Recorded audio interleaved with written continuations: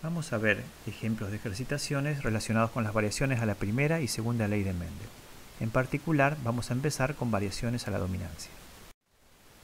En todo este tipo de ejercitaciones hay dos tipos de planteos. Los planteos de tipo directo y los planteos de tipo inverso.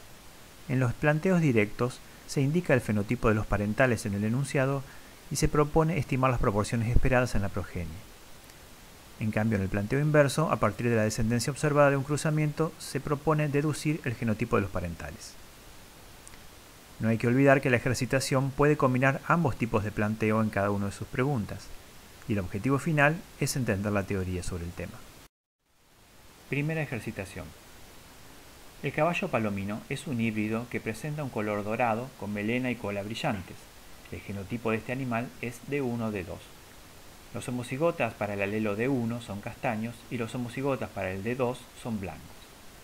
En función del enunciado podemos deducir cuál es el genotipo para cada fenotipo y vemos que el heterocigota difiere de ambos homocigotas en su fenotipo, que a cada genotipo le corresponde un fenotipo diferente y que no hay dominancia entre alelos. Por lo tanto, estamos ante un caso de codominancia o dominancia incompleta.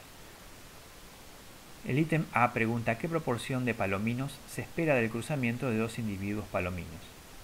Los individuos palominos son individuos heterocigotas.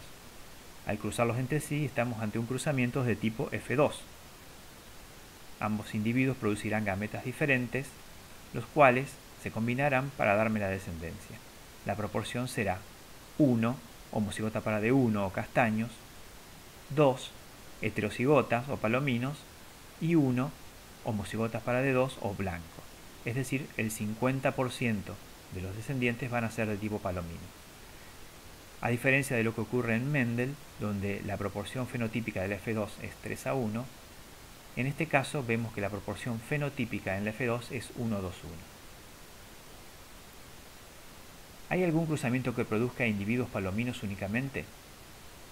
El palomino dijimos que era el genotipo heterocigota. El único cruzamiento que produce únicamente genotipos heterocigotas es el cruzamiento entre dos homocigotas diferentes. En este caso, cada uno producirá una gameta distinta que se combinarán dando el individuo heterocigota palomino en la descendencia. A diferencia de lo que ocurre con la herencia mendeliana, si bien existe uniformidad en la F1, esta no se parecerá a alguno de sus dos parentales progenitores. Siguiente ejercitación. En el estudio de la herencia de la forma y el color de la raíz del rabanito, se obtuvieron en la F2 las siguientes proporciones fenotípicas, y nos brinda 9 valores agrupando a los individuos de acuerdo a la combinación de color y forma de raíz. ¿Qué herencia rige para ambos caracteres? Si sumamos para cada característica por separado a los individuos de acuerdo a los fenotipos correspondientes, vemos que las proporciones fenotípicas en esa F2 en ambos casos es 1:2:1, es decir, para ambos caracteres la herencia que rige es una dominancia incompleta. En el ítem B pregunta si este tipo de herencia facilita o dificulta la tarea de selección entre distintos fenotipos.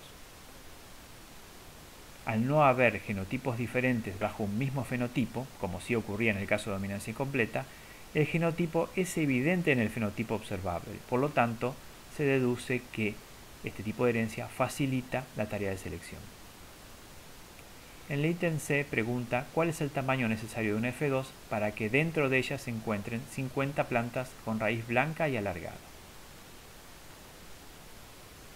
Si colocamos letras para los genes de ambas características, vemos que los individuos blancos y alargados corresponden a individuos homocigotas para ambos genes.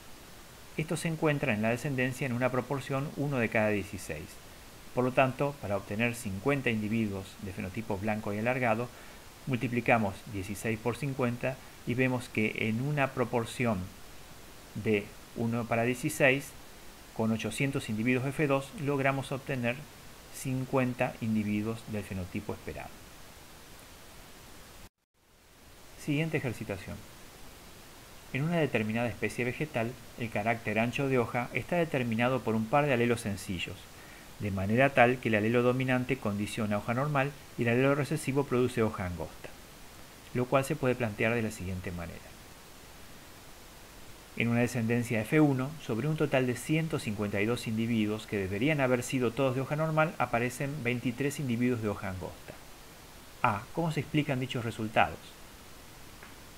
Sobre esos 152 F1, que son heterocigotas, solamente 129 presentan el fenotipo esperado, en tanto 23 presentan el fenotipo correspondiente al genotipo recesivo.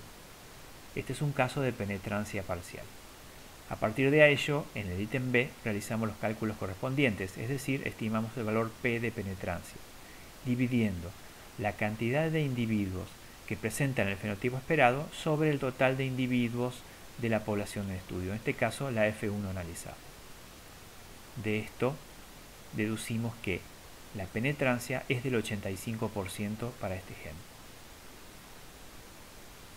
La expresividad en este ejemplo no se calcula porque al ser los valores intermedios de expresividad B iguales a 0, la expresividad es 1.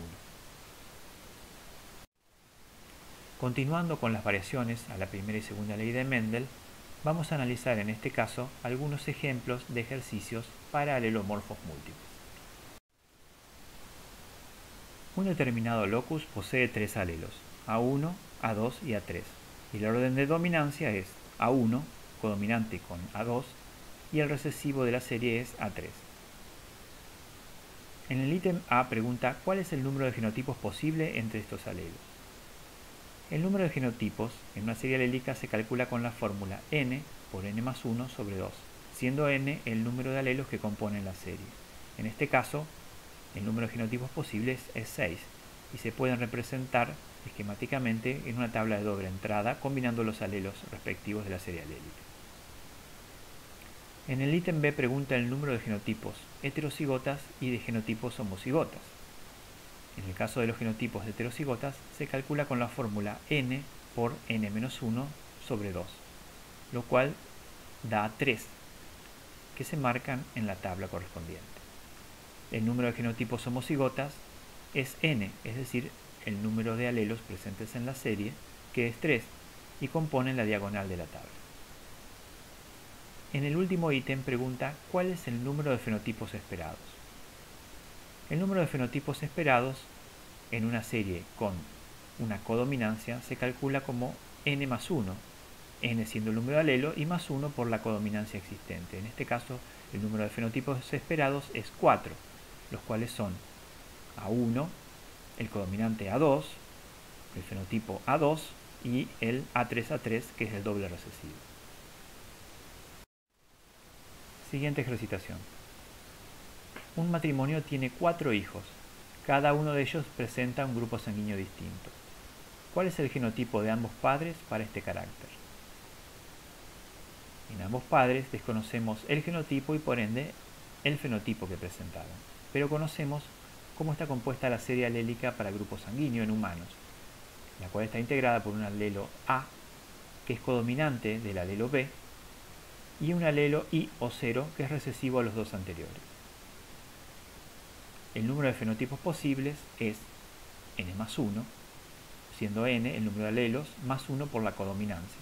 En este caso tenemos 4 fenotipos posibles que coinciden con los 4 hijos de ese matrimonio. Es decir, en estos 4 hijos están representados todos los fenotipos posibles para grupo sanguíneo.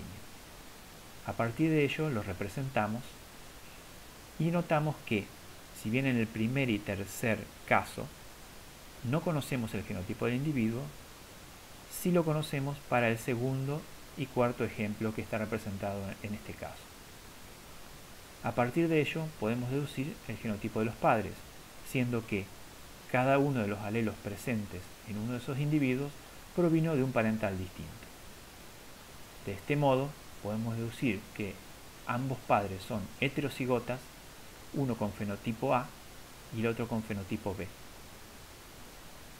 Como adicional, podemos deducir que los dos descendientes, de los cuales solo conocemos el fenotipo y no el genotipo, también son heterocigotas en función de cuáles son los alelos que podrían haber heredado de uno u otro parental.